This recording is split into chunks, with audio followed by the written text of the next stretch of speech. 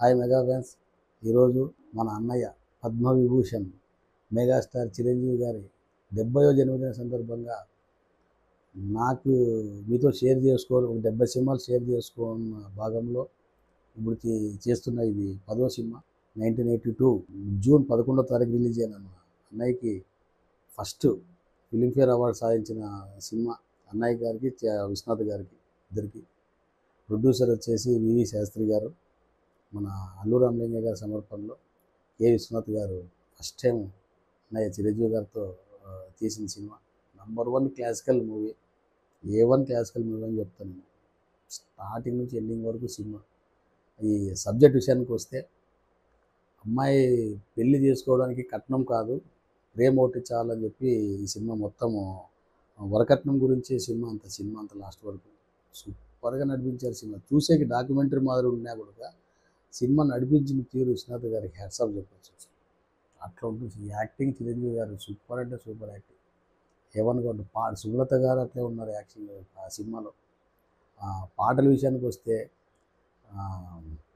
అన్ని పాటలు, ఈ పాట అనేది కాదు, అన్ని పాటలు. ఆగాల పల్లకిలో కోయిలమ్మ రాలేదు ఈ వేళ ఎందుకమ్మ. ఈ పాట రేడియోలో రాని శుభలేఖ అంటే ఖచ్చితంగా ఈ పాట వచ్చేది అప్పట్లో. అలాగే ఇప్పుడు మన సుధాకర్ గారు, అంటే శుభలేఖ సుధాకర్ గారు ఫస్ట్ ఫిలిము, వాళ్ళకి కాంబినేషన్గా మన ఉన్న తులసి గారు చేశారు సినిమాలో. అందుకు ఆ సినిమా నుంచి సుధాకర్ గారికి ఇంటి పేరుగా మారిపోయిన సినిమా ఇది.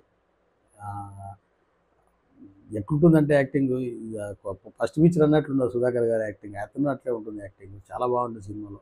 సత్యనారాయణ గారు సూపర్ యాక్టింగ్, అల్లు రామలింగయ్య గారు, సత్యనారాయణ గారు, సుమలత, జేవి రమణమూర్తి గారు, అన్నపూర్ణమ్మ గారు, చాలా బాగుంటుంది సినిమా మొత్తం. ఎక్స్ట్రా మంచి పాటలు. ఈ సినిమా అన్నయ్య చిరంజీవి గారితో పాటు విశ్వనాథ్ గారికి కూడా ఫిలింఫేర్ అవార్డు సాధించిన సినిమా. అలాగే ఈ cinema Hyderabad, Vizag direct 100 days ఆడిన సినిమా. మ్యూజిక్ కేవి మహాదేవన్ గారి గురించి మనం చెప్పుకోని అవసరం లేదు. ఆయన పాటలు అంటేనే మామ అంటాం మనం మామూలుగా. అటువంటి మ్యూజిక్, సాంగ్స్ అయితే ఎక్స్ట్రాడినరీగా ఉంటాయి, అన్నీ మంచి పాటలే. సినిమా కూడా సూపర్గా ఉంటుంది క్లైమాక్స్ వరకు. సుమలత గారికి పెళ్లి చేయాలని చెప్పేసి బయట తీసుకెళ్తాడు చిరంజీవి. సబ్జెక్ట్ విషయానికి వస్తే, సుమలత గారు సత్యనారాయణ గారిని అటాక్ చేస్తున్నమాట. ఎందుకు ఇవాళ కట్నం, దేనికోసం ఇవాళ కట్నం, నాకు ఏం తక్కువ అని చెప్పేసి రివర్స్ అయిపోతే, కరెక్ట్గా చిరంజీవి గారు హోటల్లో సర్వర్గా పనిచేస్తుంటాడు. కరెక్ట్గా వాళ్ళ ఇంటికి సర్వర్గా వీళ్ళే ఫుడ్ అంతా సప్లై చేసేకి వచ్చింటారు.